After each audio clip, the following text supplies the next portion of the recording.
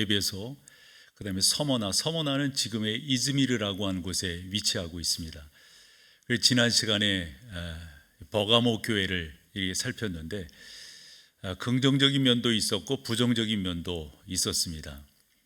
저는 그러한 생각을 갖고 여러분과 말씀을 나누는데요, 이런 교회들을 보면서 우리 교회는 어떠한 교회로 세워지면 좋겠는가, 특별히 목회하는 저는 주님의 교회를 어떻게 세워야 할 것인가 하는 것을 한 번 더 다짐하는 기회가 되었고요. 그렇게 볼 때 여러분들이 몸담고 있는 교회가 어떤 교회가 되어야 할 것인가 나름대로 생각을 정리할 수 있었지 않겠는가. 게다가 교회를 아직 정하지 못한 분이 계시다면 아마 그 교회를 정하는데 도움이 되셨으리라 하는 생각을 가져봅니다. 오늘 네 번째 교회 두아디라 교회를 다루게 되는데, 사실 이 교회는 19절에서 칭찬이 있기는 있습니다만은 20절 이하에 나오는 그 주님의 어찌 보면은 엄한 질책을 이렇게 살폈을 때 이 두아디라 교회를 통해서 우리가 배울 것이 뭐가 있을까 하는 생각을 한 번 더 해보면서 제목을 정해본다면, 저는 이 두아디라 교회야말로 자유주의 신학이 팽배한 그러한 교회지 않는가 해서 오늘 저는 이러한 주제로 한 번 더 여러분들과 나누기를 원할 때, 좀 더 우리가 신학과 신앙은 좀 사실 같이 가야 되는 거거든요. 그런 면에서 보수적인 신앙, 보수적인 신학, 이런 부분들을 추구하는 게 좋겠다. 저는 그런 교회로 만들어 가자, 이렇게 오늘 설교를 하려고 그럽니다. 사실 보수라고 하는 게 요즘 좀 약간 시화되어 있는 경우가 없지는 않죠. 그리고 보수 그러면 왠지 좀 꼰대 이미지가 좀 있어가지고 과연 그런 것들이 우리 성도들에게 어떻게 이해되고 또 어떻게 소화될지 자칫 궁금합니다만은, 저는 우리 교회는 신앙적으로 보수적이다라고 말을 할 때는 옛부터 올곧게 지켜오던 것들을 끝까지 같이 지켜나가는 것, 이런 부분들을 보수적이다 이리 말할 수가 있는데요, 우리 교회는 그런 교회가 되기를 소망하는 거죠. 자, 네 번째 교회 두아디라 교회를 살펴보는데, 지도를 한번 보실까요? 어디 정도 위치해 있는가? 맨 위쪽으로 이렇게 있습니다. 지난 시간 살필 때 7교회가 왠지 이렇게 보면은 서클을 형성하고 있다, 이런 표현들을 썼는데요, 두아디라 교회는 저 위쪽에 위치하고 있습니다. 이 두아디라 교회를 먼저 여러분들에게 좀 소개할 때, 우리가 지난 시간에 살폈던 버가모가 그 지역의 수도라고 그랬잖아요. 이 두아디라는 버가모에서 한 60km 정도 떨어져 있는 곳입니다. 설명서들을 이렇게 참고 자료를 볼 때 두아디라는 버가모의 완충 지역이다, 이런 표현들을 썼더라고요. 그래서 무슨 말인가 봤더니 이렇게 설명하면 이해가 잘 될 것 같아요. 몇 년 전에 한번 이런 발표가 있어서 상당히 뭐랄까요, 문제되었다고 그럴까요? 이런 경우가 있었더랬죠. 예를 들어서 북한 쪽에서 이 군대가 이렇게 내려오게 되면 서울 쪽으로 내려오지 않겠어요? 그랬을 때 일산이라고 하는 곳이 어떤 역할을 할 것인가? 그때 이제 군사적으로 그런 표현들을 썼어요. 서울을 방어하기 위한 완충지대 역할을 할 거다. 이리 말을 하니까 일산에 살고 있는 분들이 크게 역정을 내고 그게 말이 되느냐, 사실 그런 표현을 하기는 참 어려운 거죠. 그러나 군사적으로 본다면 방어 진지가 있으면 1차 방어, 2차 방어, 3차 방어, 이런 식으로 해서 완충지대를 만드는 거 충분히 이해할 수 있거든요. 로마 시대 때 이 버가모라고 하는 수도를 지키기 위해서 두아디라라고 하는 이 도시는 완충 역할을 감당을 했습니다.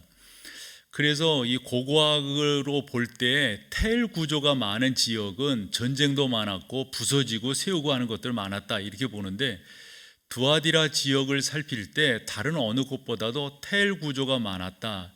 텔 구조가 뭔지, 그런 구조가 많았다고 하는 것은 그곳이 세워지고 허물어지고 세워지고 허물어지고 하는 그런 일들이 많았다라고 하는 말인데요, 그렇듯 두아디라는 이 버가모의 완충 지역으로서 역할을 감당한 군사 도시였었다라고 하는 게 여러분들에게 두아디라를 소개하면서 첫 번째로 드릴 수 있는 말씀이고요. 두 번째로 이 두아디라는 상업, 공업적으로도 아주 뛰어난 역할을 감당한 도시로 알려져 있습니다. 우리가 학교 때 길드 제도라는 것을 배웠더랬죠. 이 두아디라는 길드 제도의 여러 종류들이 잘 형성해 발전하고 있었습니다. 공업도 공업이지만 섬유 쪽 그리고 염색하는 쪽에서 이 두아디라 지역에서 아주 귀하게 그런 업들이 발전 또 발달했었다 이렇게 알려지고 있습니다. 선홍색이라고 하는 표현을 쓰던데 저도 그래서 그 색깔 이런 것들을 제가 잘 모르기 때문에 선홍색이 뭔가 하고 봤더니 약간 붉은 계통에 있어서 아주 선명한 색깔을 선홍색 이렇게 말을 하더라고요. 근데 그 선홍색의 영어적 표현이 뭔지 아세요? 터키 레드 이렇게 되어져 있더라고요. 그러니까 그 선홍색 옷감을 그때부터 이 두아디라 지역에서 잘 이렇게 생산해 내었기 때문에 그런 표현을 쓰지 않았나 생각을 해봅니다. 뭐 이건 말을 해도 되고 안 해도 되는 거지만 그런 재료들을 어디서 추출했는가 봤더니 식물의 뿌리에서 추출을 했고요. 또 하나는 이 갑각류의 어떤 그 내장 이런 데서 그런 걸 염색에 쓰려고 추출하면 얼마나 많이 추출을 해야 염색에 쓸 수 있겠어요. 그런 재료들을 통해 가지고 그와 같은 이 염색, 섬유의 염색들을 해냈다 이렇게 알려져 있습니다. 뿐만 아니라 이 두아디라 지역은 다른 도시들도 마찬가지지만 여기도 신전이 많았는데 그 신전 가운데는 사람들에게 이런 거예요. 미래를 알려준다라는 것이 다른 지역과 달리 이 두아디라 지역에서는 아마 이렇게 풍성하지 않았나 생각을 해봅니다. 거기에 삼바데라고 하는 거짓 선지자가 있었는데 이 삼바데라고 하는 이 예언자가 뭐 많은 사람들이 뭐 물건 가지고 그러면 그런 거 받고 예언을 해주고 그런다 하는 거예요. 근데 지난번 그리스를 가봤더니 이 그리스 데살로니가 그 근처에도 뭐 다 그런 역할들, 이 어떤 이방 종교라고 하는 게 그런 역할들을 많이 하죠. 한데 여러분 지금도 뭐 점을 치느니 뭐 어떤 뭐 무당이 뭐 하느니 용하느니 뭐 이런 이야기들을 하잖아요. 사람들은 그런 면에서 보면 예나 지금이나 미래에 대한 궁금증이 그렇게 많지 않나 크지 않나 하는 생각을 가져봅니다. 중요한 것은 이 두아디라 교회라고 하는 이 두아디라 지역이라고 하는 것을 우리가 지난번 버가모를 살필 때도 그랬는데 다른 데서 어떤 정보를 얻기가 곤란해요. 예를 들어서 우리가 오늘 보고 있는 이 요한계시록 2장 18절 이하 29절까지가 아마 두아디라가 어떤 곳인가 하는 것을 제공해 주는 유일한 그러한 자료다 이렇게 볼 수가 있는데요. 특별하게 한 곳에서 우리가 나름대로의 생각을 정리해낼 수가 있는 것이 사도행전 16장에 가보면 바울과 그 일행이 빌립보 지역에서 전도를 하게 되고 그곳에 교회를 세우게 될 때 처음에 갔으니까 뭐 아는 사람도 없고 어디 가서 할 수도 없잖아요. 그래서 아마 이 바울과 그 일행들이 기도처를 찾기 위해서 이렇게 다니다가 냇가 근처에 있는 일단의 여자들을 이렇게 발견하게 됩니다. 그 여자 가운데 누가 있었냐면 여러분들이 아시는 루디아라고 하는 여자가 그 가운데 있습니다. 근데 이 루디아라고 하는 여자가 하나님을 믿는 사람이에요. 근데 생각해 보세요. 하나님을 믿는 사람인데 바울과 그 일행들이 왜 가서 전도를 하겠어요? 그렇게 이 루디아라고 하는 여인이 믿고 있는 그 하나님은 구약의 하나님인 거죠. 그래서 바울과 그 일행들이 가서 사실 구약에 예언된 예수 그리스도 그 메시아가 이 땅에 오셨고 우리의 죄를 사하기 위해서 그러면서 성령이 그들 가운데 역사되어지는 거예요. 그래서 빌립보 교회가 세워지고 아마도 이 루디아라고 하는 여자가 자기 고향으로 가서 교회를 세우지 않았겠는가 생각을 하는데 사도행전 16장 14절을 보면 이 여인의 고향과 직업이 소개되고 있습니다. 같이 한번 읽어보실까요? 시작. 두아디라 시에 있는 자색 옷감 장사로서 하나님을 섬기는 루디아라는 한 여자가 말을 듣고 있을 때 주께서 그 마음을 열어 바울의 말을 제가 설명한 그대로입니다. 그런데 중요한 것은 이 루디아라고 하는 여인에 대한 정보가 두 개 나오죠. 하나는 어디에 사는 사람이죠? 두아디라. 아까 설명을 했어요. 두아디라에는 이러한 나름대로의 특징이 있는 도시인데 그 중에 하나가 섬유와 염색 이런 부분들이 아주 강한 도시다. 두아디라에 사는데 아니나 다를까 이 루디아라고 하는 여인의 직업이 뭐예요? 자색 옷감을 파는 사람이에요. 자색 옷감을 파는. 이것만 보더라도 두아디라라고 하는 곳이 이 옷감과 염색에 있어서 많은 역할들을 감당한 곳이다라고 하는 걸 알게 되고요. 아마 빌립보에서 이들이 복음을 받아들였기 때문에 빌립보 지역에, 그래서 그 빌립보라고 하는 곳 이번에도 가보게 되었는데, 가보면 루디아 그리고 그 일행들이 예수 그리스도를 믿고 그리고 예수 그리스도를 받아들이고 세례받은 그 세례받은 터가, 그리고 그것을 기념하는 교회가 세워져 있는 것을 볼 수가 있고요. 빌립보 지역에서는 바울과 실라가 감옥에 갇히게 되잖아요. 그 가운데 감옥문이 열리게 되고 감옥에서 그 열림으로 죄수들이 나가게 될 때 간수들이 큰일 났다 싶어서 벌벌 떨고 있을 때 바울과 그 일행들이 가서 그들을 전도하게 되고 그들이 세례를 받았다라고 하는 그 세례터도 가서 볼 수가 있었습니다. 어쨌건 빌립보에서 전도함을 받은 이 루디아라고 하는 여인이 자기 고향 이 두아디라 시에 와서 교회를 세우지 않았겠는가 하는 생각을 해보게 되는 거죠. 한데 여러분 설명을 드렸어요. 두아디라라고 하는 이 도시는 나름대로 군사적으로, 그 다음에 상업적으로, 그리고 더 나아가서 이방신을 섬기면서 흔히 예언을 한다고 하는 거짓 신이 있는 그러한 곳에 루디아라고 하는 여인을 통하여 교회가 세워졌다. 여러분, 그 교회가 지금 우리가 예배드리는 이런 식의 교회이겠어요? 우리가 지금 2023년 대한민국 이 자유로운 곳에서 예배할 수 있는 그런 환경이겠어요? 전혀 아닐 거란 말이죠. 그런 곳에 세워진 이 두아디라 교회가 우리 주님에 의해서 어떤 말씀을 듣게 되는가?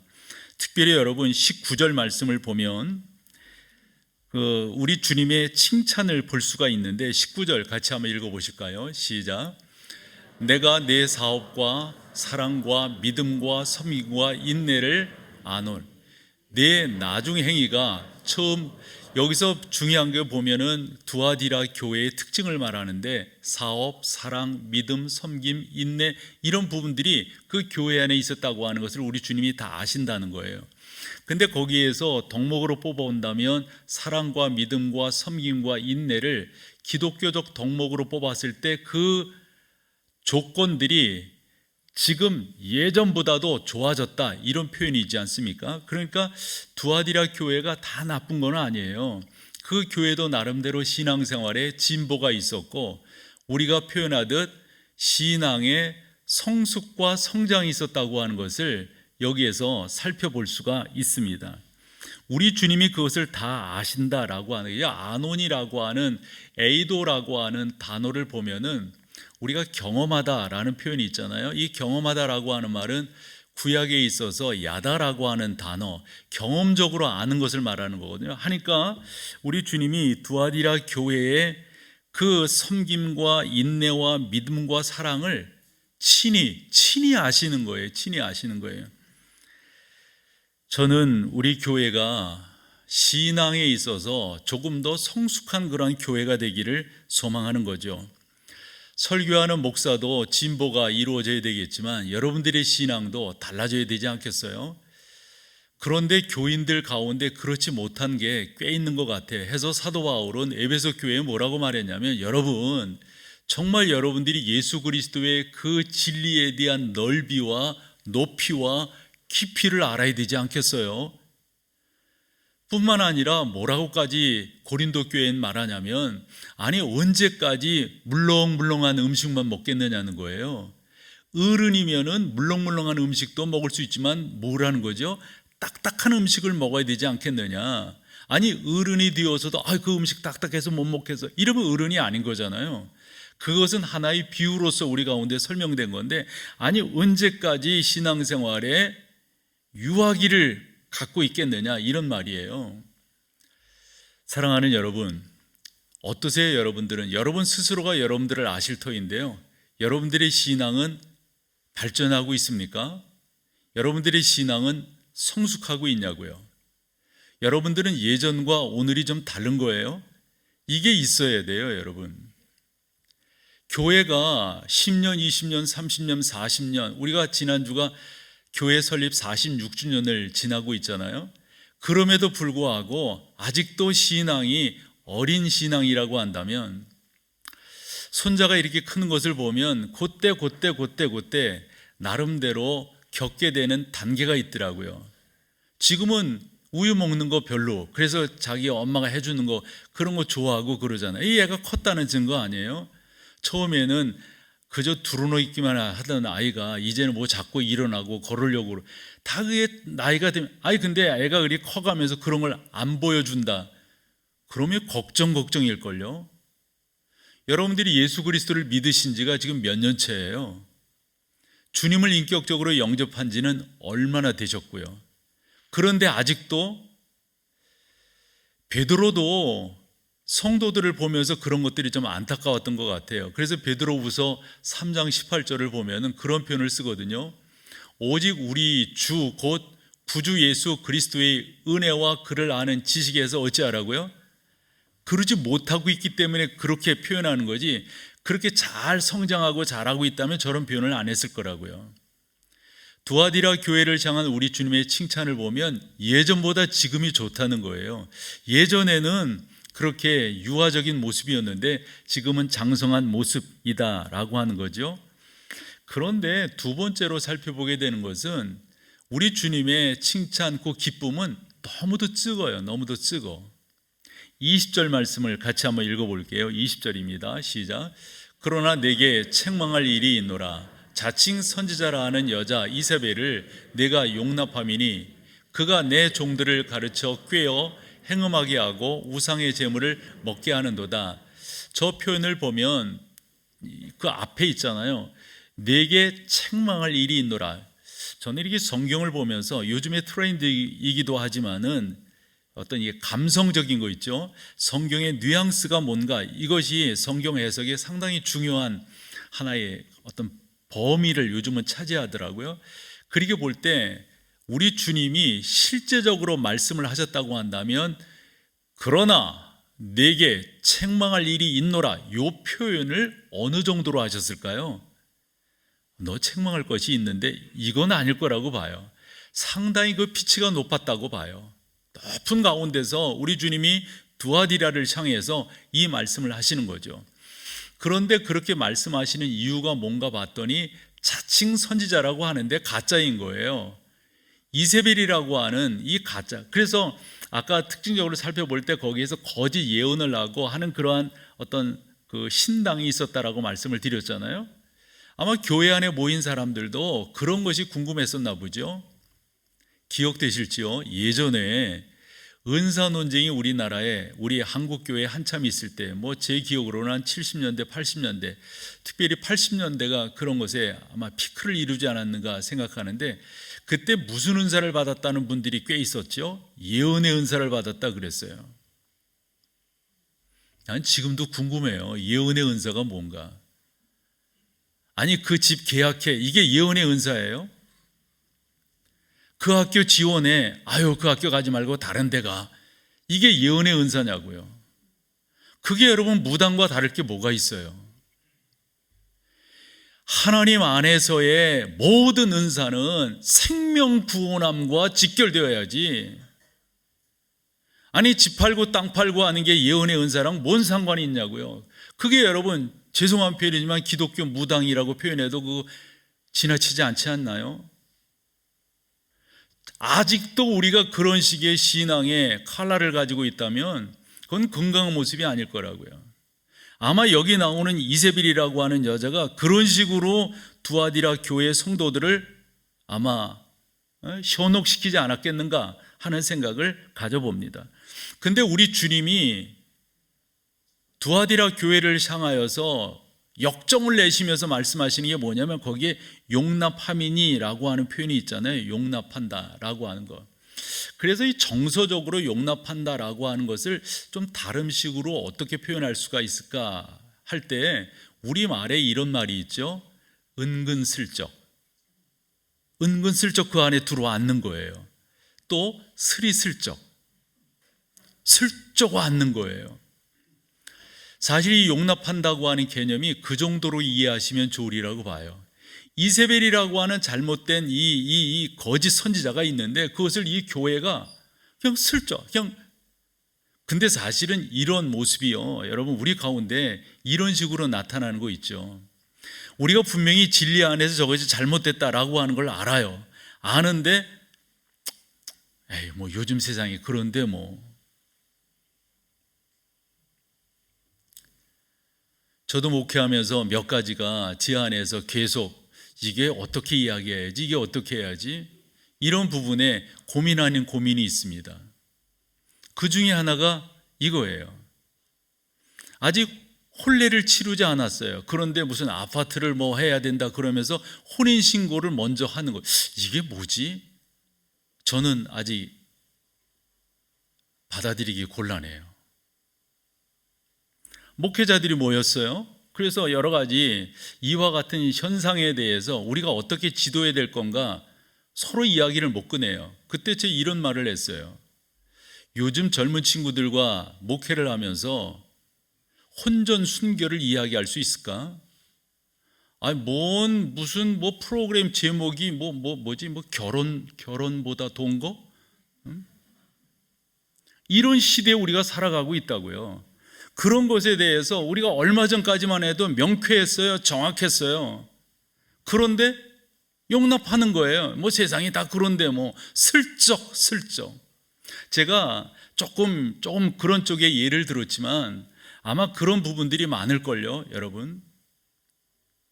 우리가 어렸을 때만 하더라도 우상에게 절하는 거, 음식 먹는 거, 이런 것들 되게 민감했었잖아요. 성서주의라는 거 되게 민감했었잖아요. 저 같은 경우는 주일날 차 타면 안 된다고 그래서 걸어 다녔던, 그래서 한 2시간 정도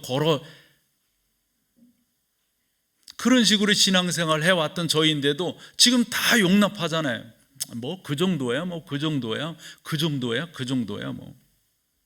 그런데 이 이세벨이라고 하는 이 여인이 잘못 가리킨 것을 이 두아디라 교회가 어느 정도로 용납했냐면, 그 한 번 더 보여줄래요? 24절.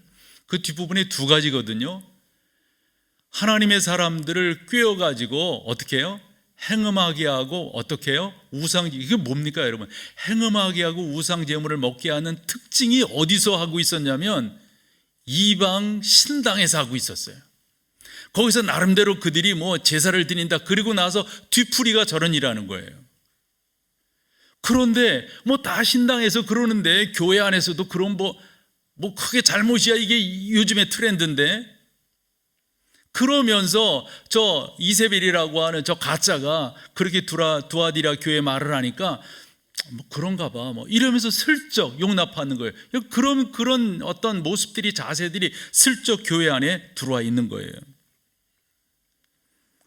그런데 중요한 것은 저 이세벨이라고 하는 저 이름이 진짜 그 두아디라 교회에 있었던 여성도의 이름인가 하는 거예요. 그런데 저도 그렇지만 과반의 성경학자들, 경건한 성경학자들은 저 이름이 진짜 교회에 있었던 여인의 이름이 아니라 상징적인 이름이다, 이런 이야기를 해요. 그러고 보면 여러분, 이세벨 어디서 들어봤죠? 그렇죠? 혹여 어색한, 익숙하지 않은 분들도 열왕기 상하를 보면 저 이세벨이 등장하는 것을 볼 수가 있어요. 특별히 이세벨은 아합 왕의 부인이에요. 그러니까 왕비예요. 근데 이 아합이라고 하는 왕이 나름대로 세력을 키워가고 이러려다 보니까 뭐 우리도 충분히 그런 정서를 이해하죠. 요즘이야 뭐 정보가 뭐 이런 것들이 많이 있으니까 그런 필요가 없지만 그 당시만 해도 거의 사람으로 구속시키는 거예요. 사람으로. 이래서 A와 B, 이 나라와 이 나라가 나름대로 우호조약을 맺었다. 근데 이것을 뭘로 보장하냐고요. 그럴 때 왕들이 하는 말이 우리 서로 딸들을 교환하자. 그래서 이 집 딸을 데려오고 이 딸을 그 집으로 보내는 거예요.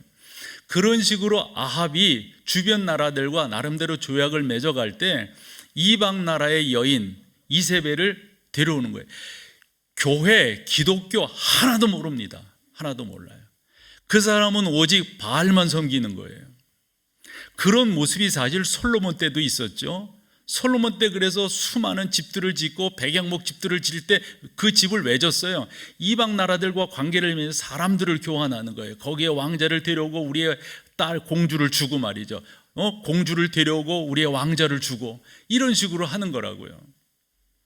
문제는 이 이세벨이 들어왔는데 이 이세벨이 누구를 섬기는 사람이냐면 바알을 섬기는 사람이에요. 그래서 왕비가 그렇게 되고 왕비가 그러니까 아합이 이게 중심을 못 잡고 홀딱 넘어가 버린단 말이에요. 그래서 여러분들이 알다시피 열왕기상 18장 엘리야와 이방신 바알과 아세라를 섬기는 850명과 흔한 말로 영적 전투를 벌입니다. 그래서 갈멜산에 모으고 두 쪽에서 하나의 주제로 영적 전투를 하는 게 뭐냐면 제물을 차려놓고 하늘에서 불이 내리는 그 신이 진짜 신이다. 엘리야가 제안을 합니다. 너희들 숫자도 많고 그러니까 이건 제가 꾸민 건데 그러니까 너희 먼저 해라. 되겠어요? 안 되니까 지들 몸을 막 상처를 내면서 막 안 되는 거예요. 안 되는 거예요. 아마 그 사람들 지쳤을 거예요. 엘리야 네가 해봐라. 그때 엘리야는 혹여 오해가 될까 봐 지중해 쪽에서 물을 떠다가 말이에요. 3년 6개월 동안 비가 안 왔으니까 물을 떠다가 주변에 다 붓게 하고 좀 가짜라 뭐 이런 식으로 이야기할까 봐. 엘리야의 하나님, 엘리야의 하나님, 하늘에서 불을 내리셔서 이곳에서 하나님의 하나님 되심을 증거해 주십시오. 그럴 때 하나님께서 역사하셨고 850명이나 되는 바알 선지자들과 아세라 신상을 섬기는 그 부부예요. 바알과 아세라는 다 물리치게 되잖아요. 이런 식으로 했던, 그래서 패배한 이 이세벨이 나중에 엘리야를 죽이겠다고, 그래서 엘리야가 도망갔던 거 아니에요? 이세벨이라고 하는 이 이름은 말이에요, 하나님 그 역사 앞에 전혀 반대되는 쪽으로, 이 하나님의 인도하심과 그런 거는 상관없는 쪽으로 이끌어가던 여인의 이름이다 하는 겁니다. 이 여인이 두아디라 교회에 등장합니다. 그 이름은 아마 이세벨과 같은 역할을 했던 그 여인일 거예요. 그럴 때 하나님께서 그 가운데 역사하시고 회개하라고 말씀하십니다. 그런데 회개하지 않습니다. 구약의 이세벨이 어떻게 죽었는가를 여러분들이 열왕기상 19장 또 열왕기하 9장 이렇게 찾아볼 수가 있는데, 특별히 열왕기하 9장 30절 이하에 가보면 예후라고 하는, 이 예후는 여호사밧의 아들입니다. 여호사밧은 이스라엘에 있어서 하나님을 잘 섬긴 3명의 왕 중에 한 사람이에요. 이 예후가 이 이세벨을 잡기 위해서 그가 있다고 하는 곳으로 갑니다. 그런데 이 여자가 어느 정도의 이 배포를 가지고 있는 여자한테 그렇게 말해도 되나요? 그런 여자인가 보면은요, 참 대단하다 싶어요. 열왕기하 9장 30절을 우리 한번 보여줘 볼래요? 예후가 이스라엘에 오니, 이스라엘이라고 하는 지역 이름을 말합니다. 이세벨이 예후가 온다, 그 왜 온다고 하는 것도 다 아는 거 아니에요. 자기를 그렇게 잡기 위해서, 죽이기 위해서 온다고 아는데 못하고 있는가 봐보세요. 눈을 그리고 머리를 꾸미고 있어요. 일반으로 보면 화장하는 거예요. 화장 왜 할까요? 속되게 표현하면 고고하게 죽겠다 이 말이겠죠. 고고하게 죽겠다. 그리고 창에서 이렇게 내다보고 있는 거예요. 그런 이세벨을 예후가 와서 어떻게 하는가, 그림 한 장으로 보여드릴게요. 이세벨을 저 창문을 열고 저기서 떨어뜨려 죽입니다. 떨어뜨려 죽이. 저렇게 죽이게 되는 것은 하나님께서 엘리야에게 예언한 이세벨에 대한 예언을 그대로 이루고 있는 것임을 우리가 알게 됩니다. 저렇게 떨어뜨립니다.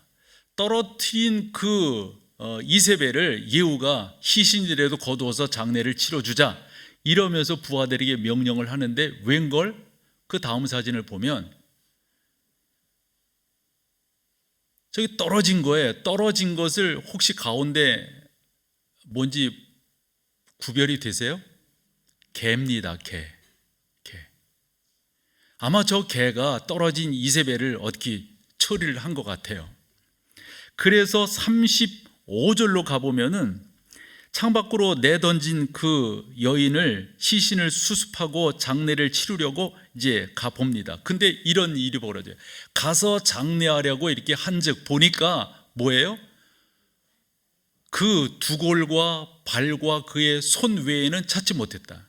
그리고 뭐 시신이 다 훼손되었다 이런 말이에요.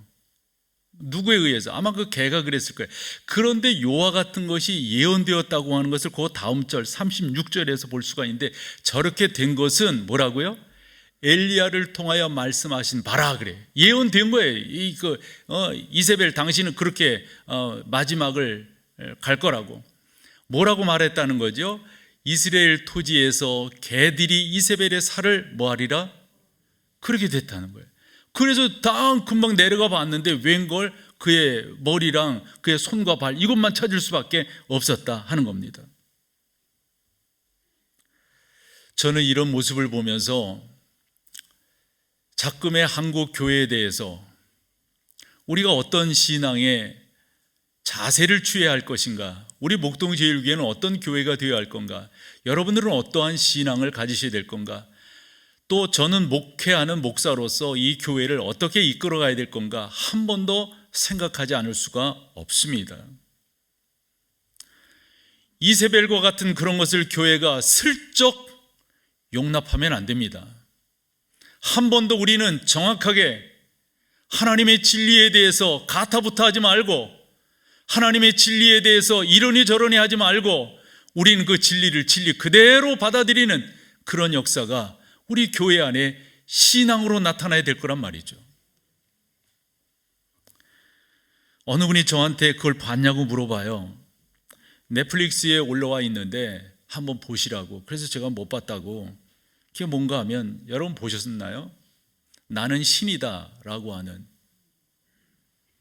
제이미스의 정명석에 대한 이야기더라고요. 저는 저걸 보지를 못했는데 이 짤로 나온 거 그거 조금 봤어요. 진짜 피가 거꾸로 솟는다는 말, 여기까지 그 앉아서 이렇게 보면서 그 들으면서 이런 거기에 X 3승 막 붙이고 막 그랬어요. 이런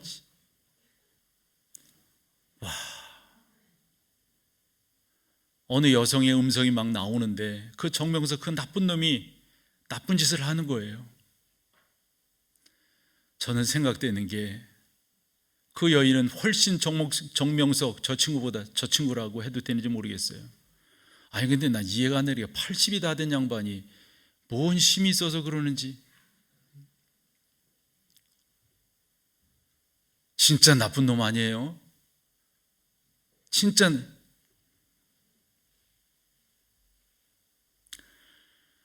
신천지 이만희 나쁜 놈 아니에요? 이 진짜 만민교회 이재록 이 나쁜 인간 아니에요? 주님의 교회를 이렇게 정명석, 이만희 이런 사람들은 교회라고 말할 수도 없겠죠. 여러분, 우리가 슬쩍 그런 것들이 들어오게 할 수 있어요. 혼합주의가 예나 지금이나요 이런 식으로 도전하는 거야. 너희만 잘났냐, 같이 먹고 살자.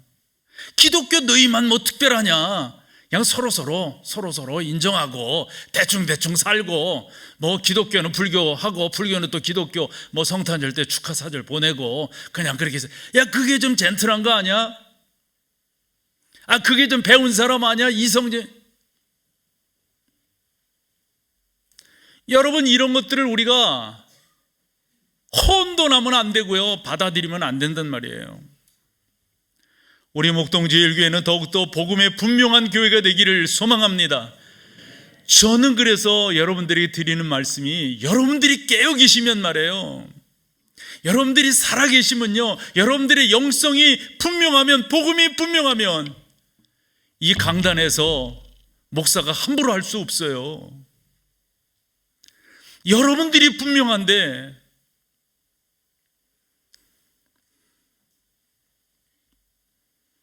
영생교 요 성락교회 다 보면 뭐냐면 이 땅에 집 짓는 사람들이에요. 나 어릴 때 전도관 어디로 들어오라고, 그 사람들 뭐 거기가 구원받는 데라고. 어디예요? 여기 부천, 예전에 소사라고 그랬는데, 이 서울에서 춘천 그 고속도로 이렇게 타고 가다 보면, 나 어딘지 잘 모르겠는데 뭐 터널고 들어가기 전이에요. 뭐 이렇게 딱 어쩌다 봤어. 봤는데 뭐 하얀 집들이 뭐 많더라고. 그 사람들은 하얀 거를 좋아하는지, 지들이 들어오니까 집이라도 하얗게 지려고 그러는지 뭐 하얀 집들이 많더라고 거기. 다 집 짓는 인간들이에요. 다 집 짓는 인간들. 저 신천지 이만희 집 어디다가 짓고 있어요? 지금 하늘 궁정 같은 소리 안 해. 오늘만 제가 이렇게 말할게요. 사랑하는 여러분, 지금도 우리 가운데 그런 것들이 들어오려고, 뭐 너희 목동제일교회 너희만 잘났냐? 여러분, 목사님 제가 잘 지킬 테니까요, 여러분들 뒤에서 잘 밀어주세요. 제가 그런 거에 대해서, 솔로몬이 그런 말을 했어요. 그가 이제 자기 자녀들을 위해 자기의 경험을 살려서 전도서와 잠언을 기록한 거잖아요. 잠언 28장에서 참 귀한 말을 해요. 13절인데요. 같이 한번 읽어봐봐요. 시작. 자기의 죄를 숨기는 자는 형통하지 못하나 죄를 자복하고 버리는 자는, 아멘, 아멘. 우리가 다 완벽한 그런 사람들이 아닙니다. 우리 가운데도 회개할 것들이 많습니다. 많아요.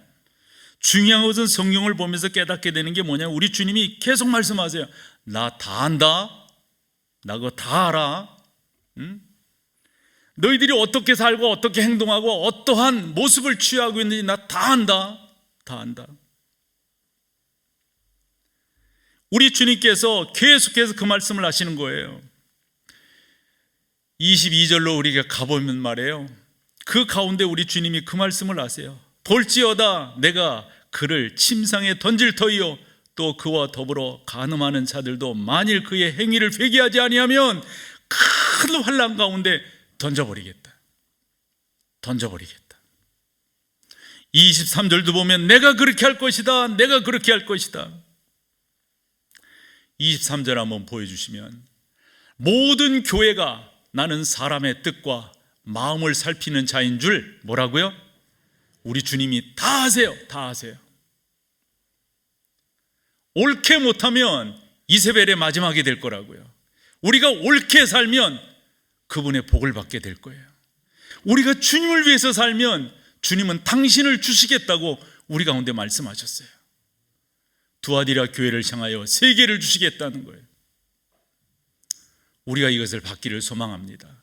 첫 번째 뭔가요? 만국을 다스리는 권세를 우리에게 주시겠대요. 우리가 다 성령의 사람이기 때문에 이런 표현들이 우리의 가슴을 뜨겁게 해요. 그래서 내가 뭐 떵떵거리 이게 아니라 하나님이 나를 저렇게 존귀히 여겨주시는구나, 이게 감동이에요. 내가 뭔데 우리 주님이 나를 저렇게 생각해 주시지. 두 번째, 우리 주님의 능력을 우리가 쓸 수 있도록, 사용할 수 있도록 해 주시겠대요.